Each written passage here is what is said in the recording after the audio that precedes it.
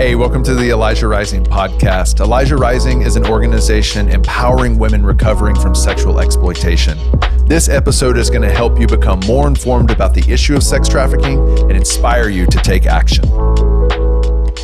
Welcome to the podcast. I'm Adam, and today I'm joined by Kathy McGibbon once again.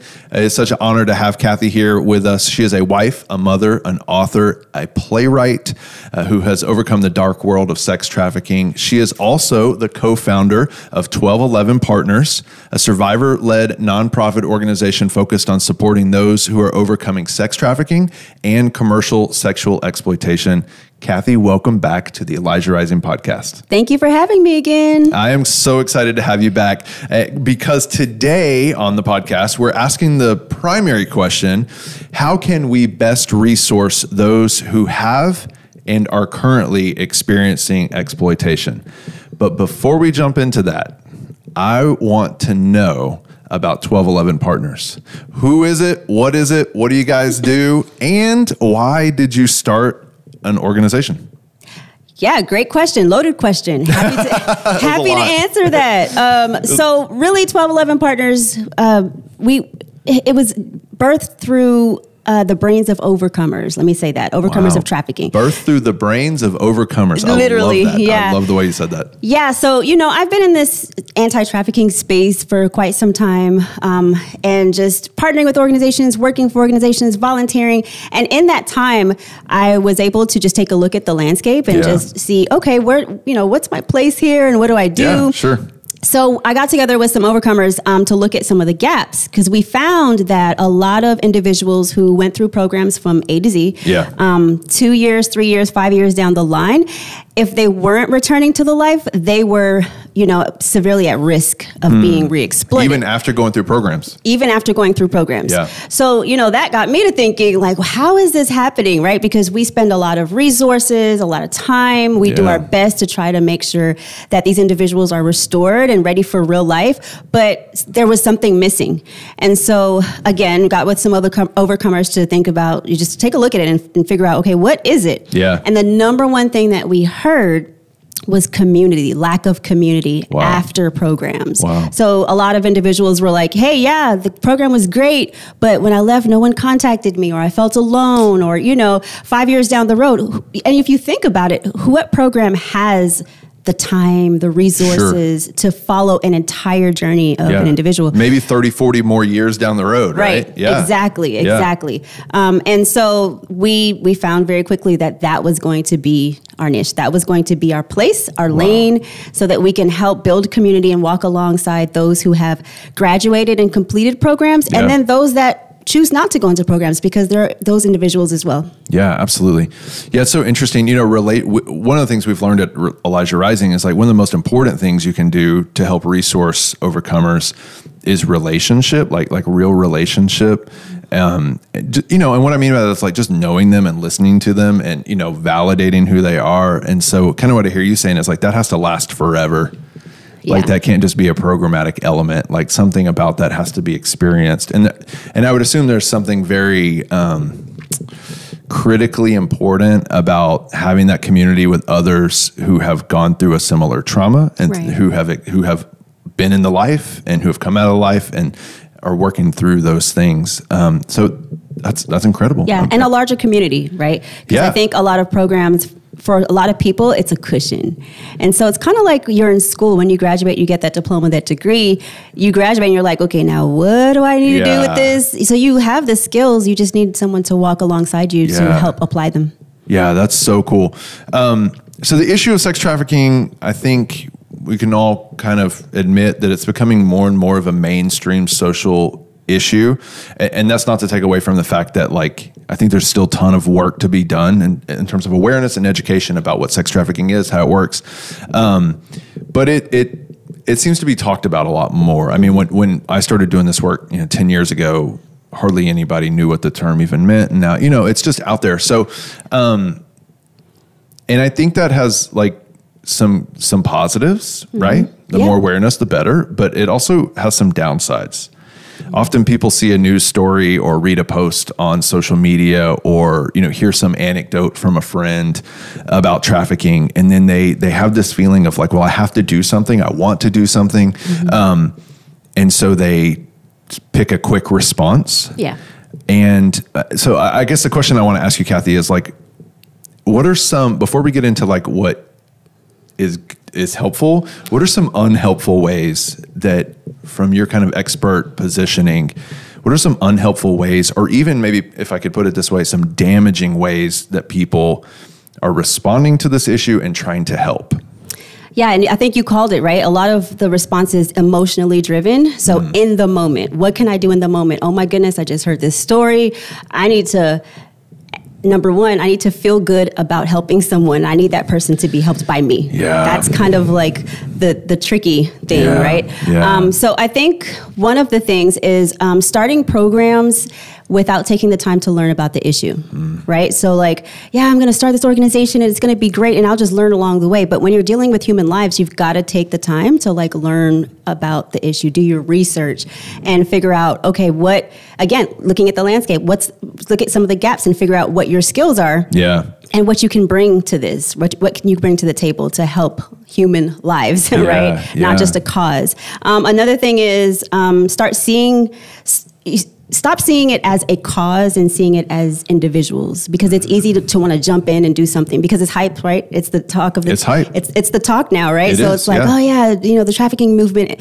I was on a conversation last week, and I was like talking with someone outside of the anti-trafficking space, and she was like, oh yeah, the anti-trafficking movement, y'all got that sewed up, and I'm like, well, no, we really don't. Yes. So people view it as like this thing, that's like, and it's weird to me because we're forgetting that it's not about the cause or a movement. It's literally about changing the lives that are affected by trafficking and commercial sexual exploitation. Yeah. So we've taken our eyes off of the people, and now it's just become this thing that we want to get involved in to say that I'm doing something. It's too dangerous to dehumanize the issue. Yeah. Is what I hear you saying. These are real human beings. Yeah, absolutely.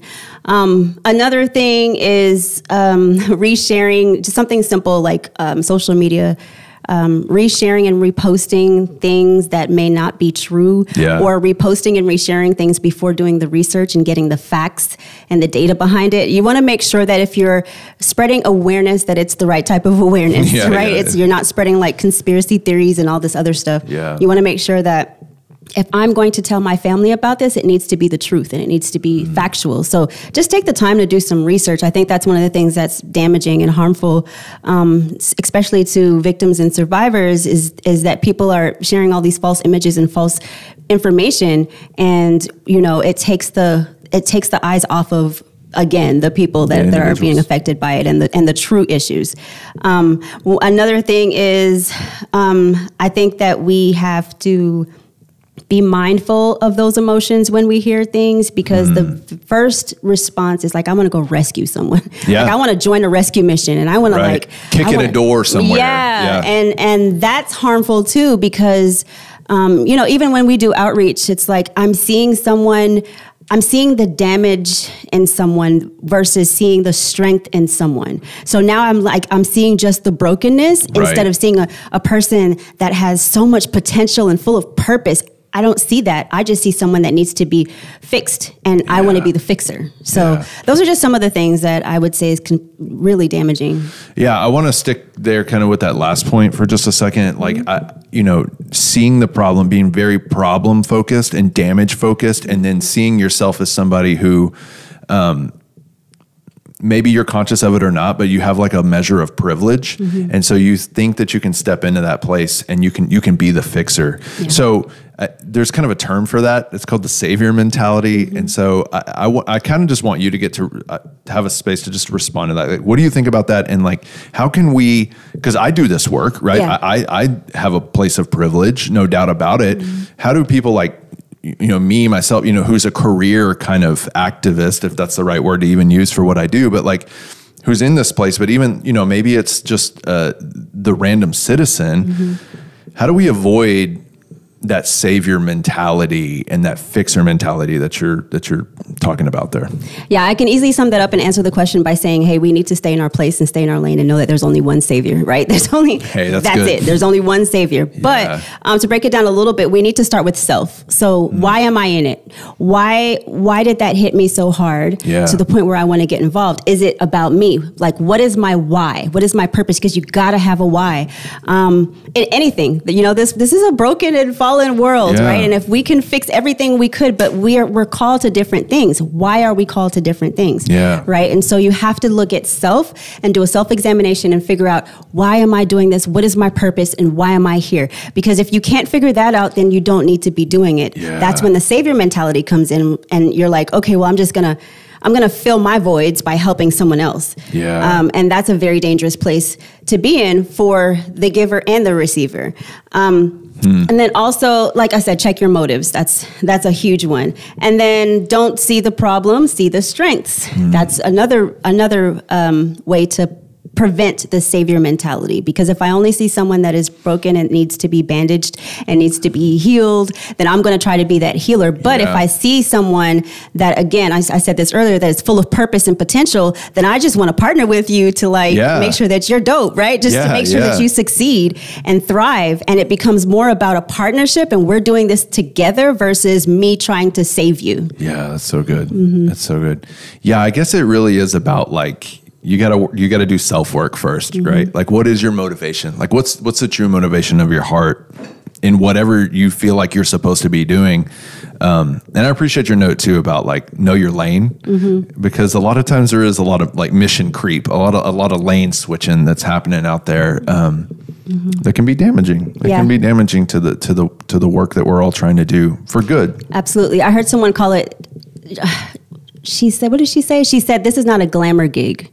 So this is not something that we're going to go into and get all pretty and we're going to do some press conferences and get on TV and I'm going to be famous because I'm going to be known for the philanthropist and I'm going to it's not a glamour gig. It's literally in the trenches with people that need to come out of the trenches, right? And so it's not about being getting a name for ourselves or anything like that. And that's another thing too, to prevent the savior mentality. We got to make sure that we're not in it for a glamour gig because it's not that. Yeah, it's so good. Yeah, the heroes. I just talked about Elijah Rising. Like the heroes on our team are the ones you've never seen on this podcast. They're the ones that are in the house with our clients, with the residents day to day, that are going through the ups and the downs, the good and the bad, right? I mean, and why are they doing it? What's their motivation? It's like they want to serve, they want to go low, and they want to live, in that place of working through trauma. They don't host the podcast, you know what I mean? And so,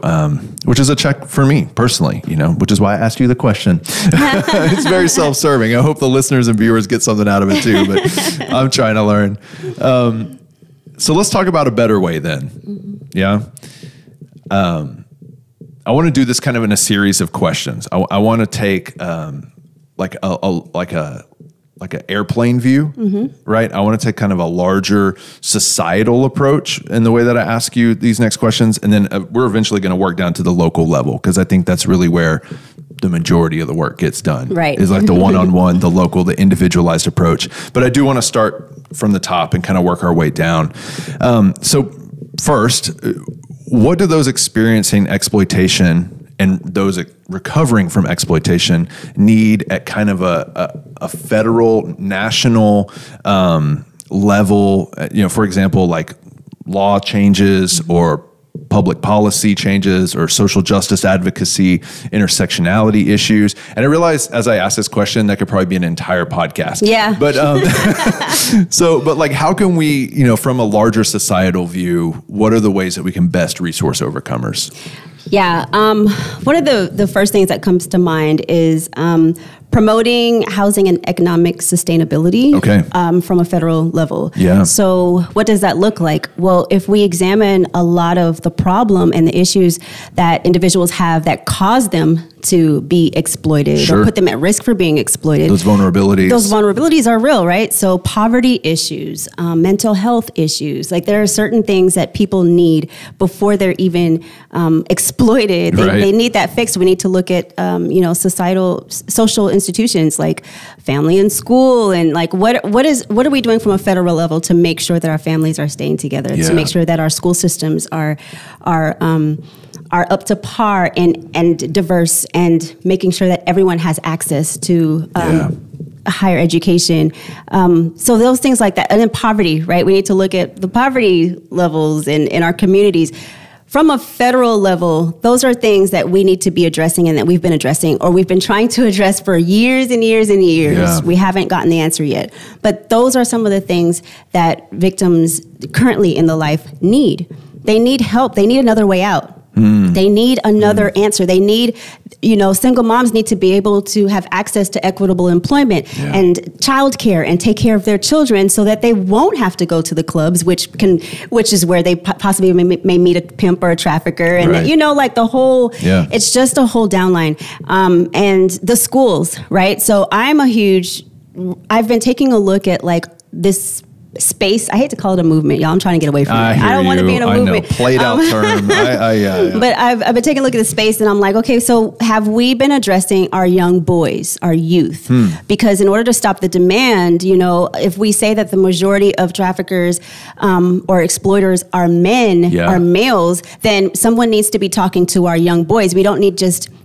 we've come a long way with women's rights and girl empowerment and all of that stuff, but I don't see a lot of initiatives that are directed to our males, our young boys in schools, our adolescent group. So even looking at that, like what systems are in place from a federal level that can save our youth? Yeah, that's excellent. We're going to take a break in the podcast, but when we come back, as I kind of set up there on that question, we're going to just kind of keep peeling back the layers and keep going down and down till we get to a real kind of personal way of resourcing overcomers. So we'll see you on the other side of the break. 4 years ago, we started making candles in my kitchen because we had a dream to empower women recovering from sex trafficking. After years of growing, changing, and perfecting what we truly believe to be the perfect candle, we now sell goods across the country that empower women who are recovering from sex trafficking. And we want you to help us so that we can give more jobs to women that are in our program. Go to shop.elijahrising.org and you can see some of the most amazing goods you've ever tried, as well as empower the next woman to have a future after sex trafficking. And we have a special code for all of our podcast listeners. Just use the code PODCAST when you check out for a special discount. Hey, welcome back. Kathy, in this kind of second half of the conversation, I want us to move away from that, like global changes or societal level changes, and think more specifically about individuals who are being exploited right here, right now, in our neighborhood, right here in Houston. So it's kind of the mindset I want us to get into as we continue the rest of the conversation. And I do want to make a note at this point, and you've kind of already said it in a different way, but every single person is unique. Mm-hmm. Every single person's situation is unique, which means that every overcomer of trafficking, every woman who's out there being trafficked right now, their context is unique, their trauma is unique. There is no archetype of a survivor of trafficking, right? So we're speaking in generalized terms here, which I think is important to point out, especially considering the first half of the conversation. We don't want to just look at this big problem. We don't think about individual lives. Right.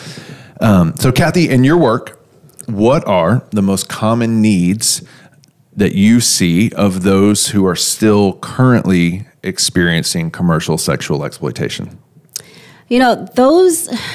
That question, man, like you can break it down and it's just really practical. Okay. If we think about what we need to survive and to thrive, like I think we just overcomplicate. I know this is a complex issue. Don't get me wrong. No, go for it. This is an oxymoron, but on my part. But it's not that complicated. It really isn't. These are people. So if you think about our own lives, like what did I need? I needed to be clothed. I needed food. I needed education. I needed, a shelter. Yeah. So some of those things, it's like, oh my gosh, what do survivors need? need? What do victims need? And it's like, well, what did you need growing up? That's great. You know what I mean? Yeah. And some of those practical things. So number one, I would say like housing. Housing is huge. Safe housing, because when we go out and we do outreach and we're telling these women and men that, hey, we have a better life for you and you can be great. We're promising them something. Yeah. So at that moment, we need to make sure that they have access to what we're promising them. We can fulfill the promise. Exactly. And that just doesn't mean, hey, come into my program. This is a lifelong thing. So if I go into your program, you mean to tell me that I'm going to get a good job? You mean to tell me that I can go back to school? You mean to tell me that I can get my criminal history erased? You mean to tell me that I can get my kids back from CPS? You mean to tell me that I can pay all my legal fees? Because that's what that means. When you tell me that you're going to help me, that's what that means. It doesn't mean I'm going to come into your program and, for the 2 years of my life is going to be great. And then after that, I'm going to have to hustle and fight on my own. So we need to look at that, right? We need to look beyond what our scope of care has been and really just look at it from a holistic approach. So again, what do we need? Housing. A lot of individuals need transportation to and from work, to get to work. We have a bus line, but it doesn't go everywhere. That's and right, yeah. Some people, I know individuals that work late nights, like waitressing and stuff. We don't want them out there taking the bus. Right. Childcare is huge. People need childcare, and you can't afford $400, $500 a week for nobody childcare. can. Nobody can. Like, depending on how many kids you have, that's just unrealistic, right? And so, employment. I really want to encourage employment partners and these businesses that are so scared to hire anyone with any type of past. Like, that's unrealistic. These women, these men, these boys, these girls have skills, they have knowledge, they have wisdom, they can be of so much value to your organizations and companies. We just need to give them a shot. As Sam likes to put it, they already got the hustle. We just need to hand them the holy hustle. There you go. And thrive in the middle of it. There you go. Exactly. Health insurance is another thing. So if I can't, go to the doctor and get my medications, or if I can't get my checkups, or, if I am trying to be, handle my mental health and stuff like that, like how am I going to pay for it? Again, after you kind of graduate from programs, what do you have? Okay, we have Medicaid and we have Lone Star, but do we want to keep them there? I know that's a blessing, right? But at the same time, how do they get to that insurance? Right. They get maybe through equitable employment, maybe for real companies and businesses that actually offer insurance packages and stuff. And then community and direct cash assistance is what I've seen. So I'm really advocating for direct cash assistance. Yeah. What do you mean by that? Say more. Yeah, I know, we have these wonderful services and resources and stuff that we offer to victims and survivors as an incentive, like to, hey, leave the life, especially victims, like to leave the life. Yeah.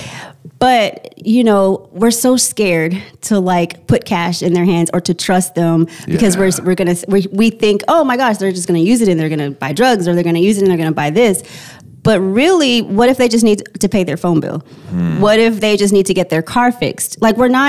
We're seeing only the bad stuff. And I'm not saying that stuff doesn't happen. Hey, a hustler's a hustler. Like, hey, you give it to him, I'm going to use it. Yeah, right. But at the same time, if you're partnering with me and you say that I give you the benefit of the doubt and I know that you're going to be great, then we need to trust that and believe that and give them a shot. Direct cash assistance goes a long way, especially with the pandemic. We saw that the need for that was huge. Great example. Yeah. So, for what we do at 1211, we offer mentorship and life skills and career skills and all that. Well, you can't really get past, you can't get to the life skills and the goal setting if I have basic needs that need to be met. Yeah. So, hey, what is your need right now? Well, I need money for groceries, or I need money to pay my light bill. Great. Let me get you that money to pay your light bill. And it doesn't have to go directly in their hands. Maybe pay the landlord if you have a trust issue. If they're behind on rent. That went a long way. That went a long way. And so, of course, do it with wisdom, but we need to be able to understand, again, look at what you needed. I need money. Like, I can't live off of $50 gift cards. Me personally, I got stuff I need to pay. Right. These people have stuff that they need to pay. Yeah. And so maybe just a little support on that end would be great. Yeah. Yeah. And maybe you've kind of already touched on kind of where I wanted to go next. But, for those, so the next question I was going to ask is like, for those who have exited the life already, and they're already in that journey of healing, maybe they're in a program, or maybe they are out of a program, or maybe they aren't in a program and have no plans to go into a program because, obviously those overcomers do exist. What do you think their needs are? Or is it the same list of needs, or are there other kind of wrinkles to, resourcing them? I think the same list. It just, it changes. The need for the list changes as people grow. So maybe if they're in program and they've been blessed with a car, they may not need transportation, but they still need childcare, or they still need legal fees that need to be paid, or things like that. Also, access to education. And that doesn't just mean like straight to college, but like all levels of higher education. So vocational skills and training that, again, taking a look at this, if I'm sending you to school, I'm giving you access to your GED, access to your diploma, access to a college degree or whatever, I need to make sure that when you graduate that you can get that job. Yeah. And what's going to set you up for that is maybe working on your credit and working on your, your record and stuff like that. So just thinking things, from a practical lens. Yeah. I think I think like I said, we've overcomplicated it a lot. It's a complex issue, I know, but like, these are people, and they all have individualized needs, and so also just getting rid of the cookie cutter kind of program or mentality. I think a lot of people have this notion that their idea is the fix, like, oh no, my program's the fix, or no, my idea is the fix, I see what you're saying. My advocacy is greater, and it's like, well, absolutely not, because where I may be beneficial to one, I may not be beneficial to the next, and that other person needs help too, and so it's a collaborative effort, and we all need to just take a step back and say, okay, what are some practical things that they need? Great, I can do the transportation part. What can you do, Elijah Rising? You know what I mean? Like we need to just take a step back and reevaluate this whole thing. Yeah, that's so good.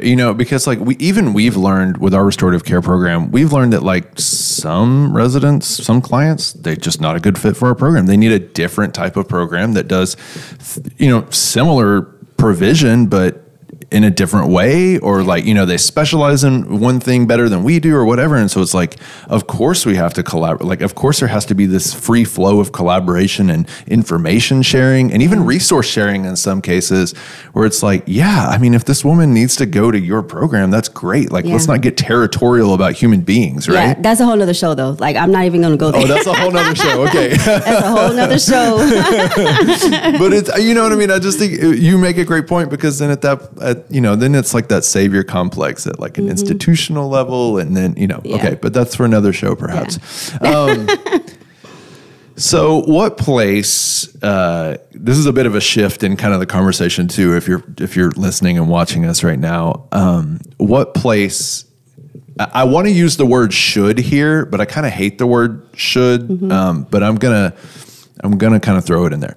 What place could, and I think should, overcomers have in the anti-trafficking community, and like the work that our organizations do, even 1211, but Elijah Rising, all of our partners, where do overcomers fit into this work? They need to be leading it.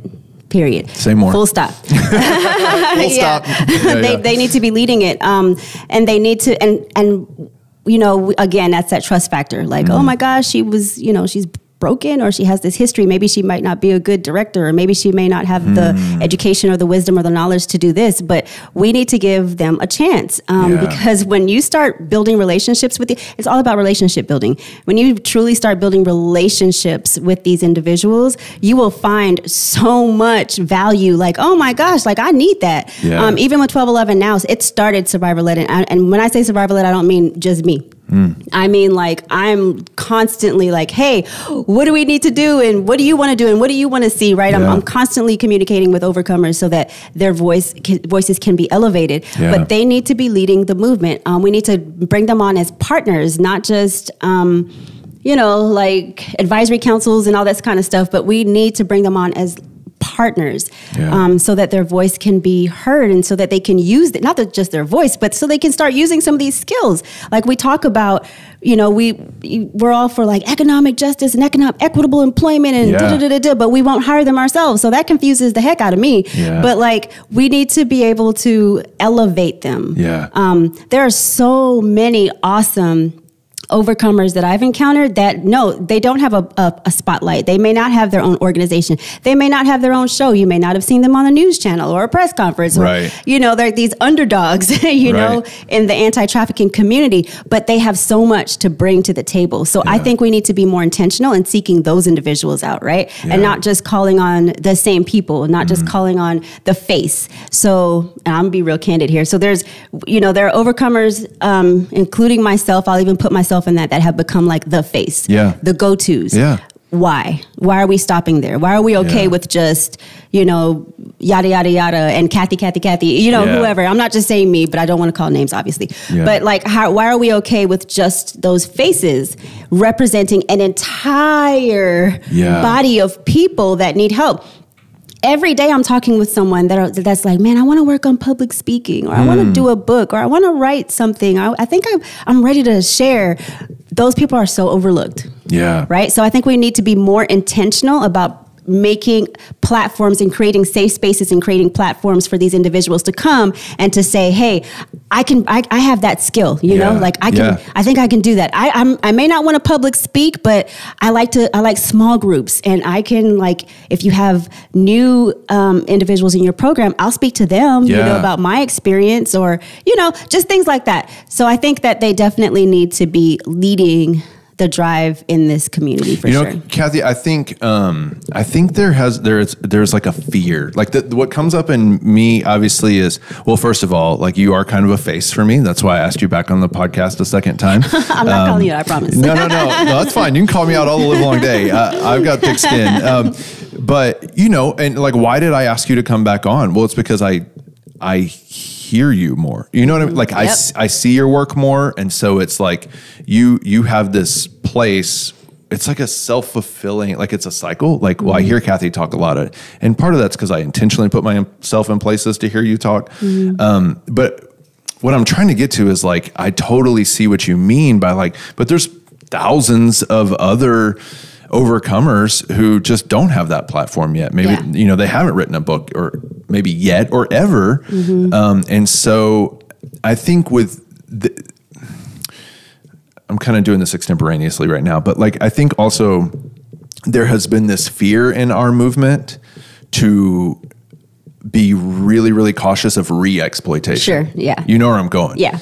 And so like we don't ask for them to share because we're afraid that if we do, that's a trigger, or like bringing them into our platforms, because we raise money, that like if I bring them on, into a platform, well then like maybe it looks like I'm re-exploiting them so that our organization can continue to grow, or like a tokenism even, like, well, if I hire them, then I'm just being, doing the token thing, like, well, we've got a survivor on staff, or whatever. So like, what do you say to that? Cause I mean, for me, it's like, I feel like some of that caution is good. Yeah.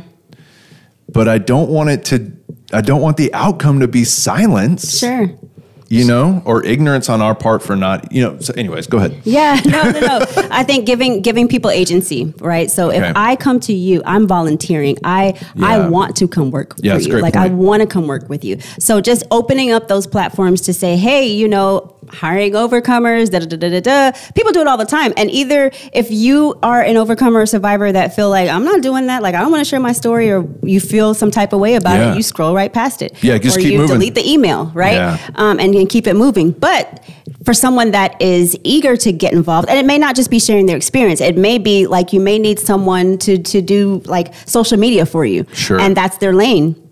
Hey, I can come do social media, and that's my fight. That's my fight back, right? Yeah. And no one ever has to stick a microphone in my face, or I never have to share about my experience. Yeah. I think we need to start looking at the skills of individuals, right? And they have that expert experience, that lived experience as an overcomer, but giving them agency. Hey, you do what you want with that. Like, hey, you can do whatever. You can come write for us. You can do whatever, but but give them the opportunity. I think right now it's a narrow lane to get into this community if you're not already established. That's or good. if you're not already being seen doing the work and stuff. But a lot of that I'm taking on personally as like I'm being really intentional about lifting up survivors.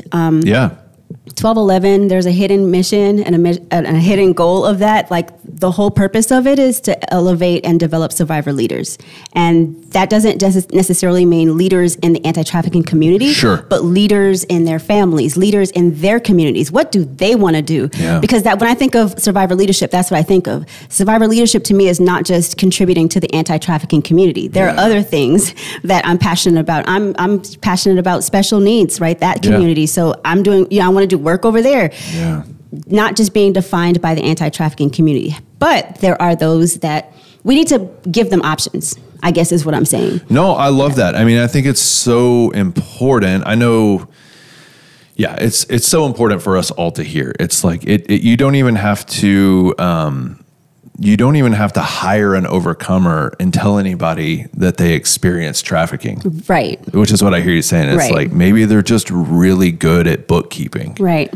Right. And so it's that agency part where it's like, maybe there's a staff full of survivors of trafficking, but nobody even knows because that's not what they're doing. They're just doing work. Right. They're just being people and living life. And that's just a part of their story. It doesn't define their whole being. Absolutely. That has to be retold and rehashed all the time. Yep. See, you translate for me. You just packaged all that and made it make sense. Well, that's what a good podcast host does. We just restate, you're the one with the insights. We just restate it so that if you're watching or listening, you're catching what Kathy's saying. I want to thank you for your voice. You are one of those people in my life where it's like, people ask me, I get asked a lot about trafficking questions, right? Friends call, I get texts, I get emails like, what do you think about this? And I'm like, well, I can answer some stuff, but I'm like, well, here's what I'm hearing from overcomers. And your voice is one of like a community of numerous overcomers that I'm following, I'm reading, I'm listening to, I'm attending conferences to listen to, because like we never want to communicate something out of ignorance. Like I always want to communicate from like the experts need to speak, right? Yeah. And so I say all that to say thank you for being one of those people. Thank you for constantly being willing to like have a conversation and to be bold and to be truthful and to be honest and to cut to the point. So I kind of just want you to have space here at the end of the podcast. We do this with everybody, but how can we support you? How can we support your work? Is there more you want to say about 1211 Partners? How can people find you? What does 1211 Partners need from us? Yeah, this is a wonderful platform for 1211 Partners. So thank you for inviting me. Absolutely. Honestly, because we're in the process of like building a team. We have a mentor training coming up, and so we need mentors. We need people that are when you ask that question about like some practical ways that people can get involved that may not be harmful, that are not harmful. Mentoring is one way, walking alongside individuals. Think of it as a friendship. Mentorship is so like overrated. Yeah. But like, just think of it as like, I just want to partner with someone to help them be great. And then in turn, I get to be great too, because they're sewing into me too. So that's what I think of. That's what I think of when I think of mentorship. That's what I think of. Yeah. And so individuals that want to walk alongside and partner with overcomers, we would be more than happy to invite those individuals. And then in the spirit of collaboration, I just want to encourage everyone just to work together. Let's work together, and let's not take our eyes off of the true meaning and the true purpose of our calling, and that is to elevate individuals that have been exploited and harmed by this crime. So please, let's just work together. Yeah, collaboration is everything. I mean, nobody's going to solve this problem alone. Right. And everybody has a lane, and there's a place for everyone in this work at so many different levels. Yeah. And we need each other. Yep. Where can people learn more about 1211 Partners? 1211.org, the website, and then on social media, 1211 Partners on Facebook and Instagram. And that's TWELVE #1.org. There you go. Yes. 12. 12:11. Yep. Kathy, thank you again for coming on the podcast. Thank you for your voice. Thank you for your time. And thank you for your partnership. And I look forward to seeing so many more cool things and great work coming out of 12:11. Thank you. I really appreciate being here. Yeah. And thanks for watching the podcast today. Hey, thank you for tuning in to the Elijah Rising podcast today. If you found any value in this content, we ask that you would help further our work by subscribing to this channel and liking this video. As well, we would love to know what you think. So go ahead and comment below if you have any thoughts or reactions or questions. We read them all and we'll respond to as many as we can. Thanks again for viewing, and we'll see you on the next episode of the Elijah Rising podcast.